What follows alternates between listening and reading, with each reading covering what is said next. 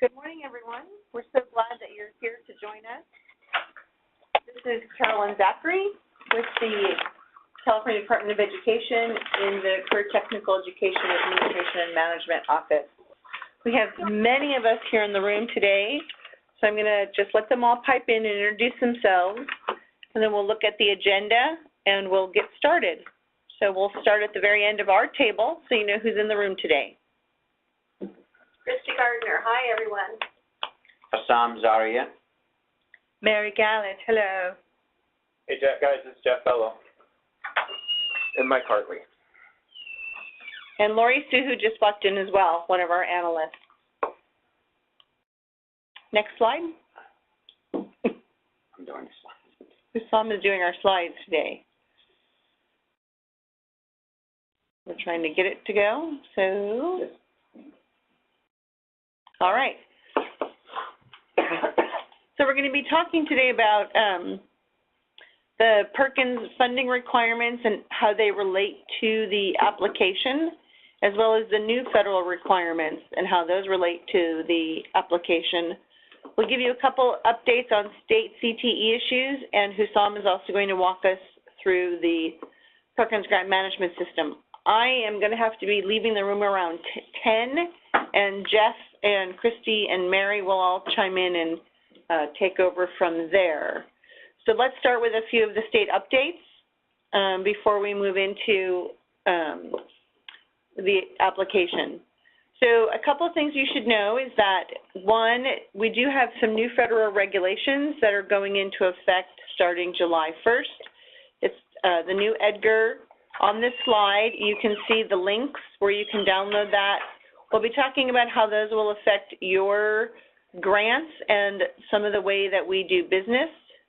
The other thing that you want to be aware of is some legislation that's happening here at the Capitol. We have the Governor's CTE Incentive Grant, $250 million. We are working on some trailer bill language and recommendations for changes with that, so you want to keep following that and see what happens in the May revise. The other bill that we're following closely is SB 148 by Senator McGuire. This is currently a $600 million bill to help support career technical education. The Governor's Incentive Grant is really being looked at as a bridge from the end of MOE for ROPs, which will end June 30th, and bridging us into local education agencies' full funding under the LCFF. Coming up in 3 years is the belief that agencies will be at full funding with that. So that will be that'll be a bridge. There is some talk about some folks out there. I was in a meeting recently with the CESA CTE group, and they're talking about wanting to make that permanent. So we'll see what happens with all of that. The other piece of information that I need to share with you is that some of you have heard that we're going to be transitioning from our Perkins data system to one single data input system, which would be CalPADS. Paula Mishima and I will be going around the state doing trainings on those. A letter will be coming out today, later this afternoon or early Monday morning, with all of those training dates. So it'll be the end of April, beginning of May. I can tell you locations, but I can't tell you dates off the top of my head. Locations will be Fresno County Office of Education, Shasta County Office of Education, Alameda County Office of Education, Sacramento County Office of Education, Poway Unified School District. They have a location for us, Chaffee Joint Union School District. I think I got them. Oh, San Luis Obispo, can't forget the coast. We'll be out at the coast also. So be looking for that today. That'll come to Perkins coordinators and the Perkins data person, if that's a different person. We will be asking that you bring, that you as the Perkins coordinator attend, that the Perkins data person attend, that your district CalPADS person attend. You'll have to meet that person if you don't know who they are, as well as someone at a district office level that can help to coordinate this effort from that district perspective. Again, that email will be coming out this afternoon. It'll be a letter explaining the transition time as well as the all of the dates of trainings and who we're looking at wanting to be in attendance. Okay? All right, next slide, Hussam.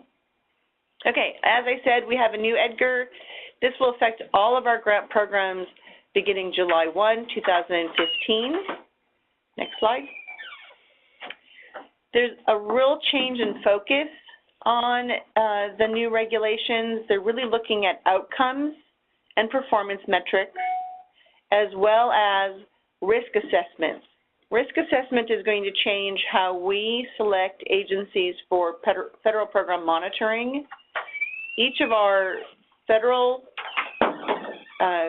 grantees, or each of our federal grants, including Title I, Title II, Title III, Title IV, and Perkins, as well as any federal grants you have with early childhood, any federal grants you have with nutrition, those are all affected by these new regulations. So therefore, we will be doing some trainings on all of this coming up the end of April, beginning of May. I'm looking around the room to make sure that's when we're doing that. But anyway, the risk assessment will change how agencies are selected. We are looking at risk assessments right now and what indicators might cause an agency to be in an at-risk category. So that will be shared with you during that time. A couple other changes in these regulations have to do with the use of equipment, meaning how equipment is identified versus supplies, which is addressed in number 6, micro purchases, talking about computing devices. We'll talk about these later. One of the other real big changes is number 9, false claims certifications. There's a big statement that's a little scary that someone will have to be signing in your district, and it could be you. We did have one question before we move on to the next slide about ROPs not reporting in CalPADS. We know that ROPs do not currently report in CalPADS. Those students are, and they never will. Those students are actually district students, so we'll be looking at district, they would need to be reported in district CalPADS. And the same thing with adult ed. Adult ed will be looking at another option as well for you for some of your data. That'll be a different system. We don't have as many adult agencies now as we used to. Okay, so if you look at slide 6 here, we have the opening section of the Perkins application.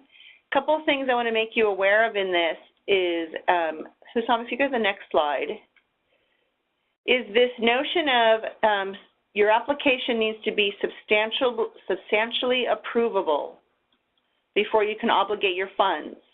Okay, now go back to some. So, your applications are going to be due May 1st. We are committed in our office to have all applications approved by June 30th. This will allow you to then begin spending money on July 1st. So what does that mean? That means if you're planning a month-long vacation in June, you need to let your Perkins coordinator, Perkins consultant here at the office know that you're going to be gone so that they can prioritize your application, they can go through it, and they can contact you with any changes that need to be made. This also means that whatever phone number you put in for your summer contact, as Hussam is going to show us in a little bit, that number also needs to be accurate and one where we can actually reach you. We will be I will be looking for agencies who aren't corresponding with their Perkins consultant on their application, those who are non-responsive, because we want you to be able to obligate funds July 1st. So if you are not communicating with your consultant as they have questions for you, then it may result in us needing to contact your superintendent. Because if your application is not approved by June 30th, you cannot begin obligating funds July 1st. That means you may have a GAN that says September 1st. Any funds that any trainings that you might have done with teachers in July and August, you could not claim to Perkins that you might have thought you were going to claim to Perkins. So everyone needs to make sure that they're on top of this. And as I said, our office is committed to getting those done by the 30th of June. Okay, Hussam, I think go ahead 2 slides and you might be on for the application part, correct? Yeah. One more? Yes. One more? Or should I go to that? No, go ahead. Updating. Okay, so, yeah, so good morning. My name is Hussam Zaria, and I'm going to just log into the application. So just give me a second here.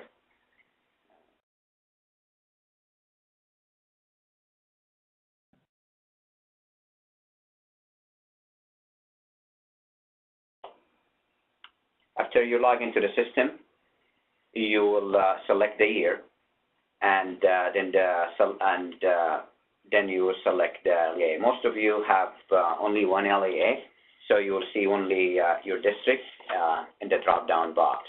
So if you select the drop-down box for the year and you don't see 15, 16, that means your district is not registered in the system, or your district doesn't have an account in the system for that particular year. So let us know, and whether we add it or we tell you why you are not added to the system. So I'm going to go ahead and select 15, 16. A drop-down box of the LEAs will appear, and then I'm selecting our sample LEA.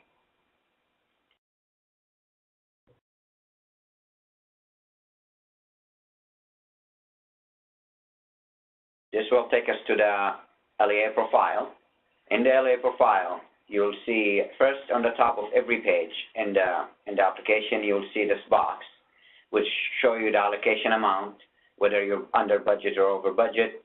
You'll see the budget amount, currently how much money you budgeted, and you'll see the indirect amount already calculated using the indirect rate, and with taking into consideration the capital outlay, at the same time how much you have budgeted so far. So this number will change depending on the direct, indirect, and the capital outlay, and of course how much allocation you have. And this message just a reminder of what I just said. The application due date is May 1st, and then the application status, whether it's submitted, certified, or not submitted, which is because it's a new application, and this is what we see now. And the fiscal activity, that tells you whether NA means this is a current, this is in the application, and we're not doing fiscal activity. That means we're not doing claims or nor budget revision. Okay, so I'm going to move down to the local agency information. That shows us the address, the phone numbers, and the superintendent email and phone and name and phone number. We need to make sure that the email address of the superintendent is correct, because we use the email the system sends email when the application is approved. The system sends an email to the superintendent to certify it. So if this email is incorrect or an older or for a former superintendent, make sure that this is updated. To update that, on the top where it says Office Coordinator, you'll see a name of a person who works in your district, and the phone number and the email. Contact that person who has access to the office system to update this information, the address, the phone number, the superintendent, and all that. To get more information about what the office is and what and if you don't have the name or the person in the list is not there,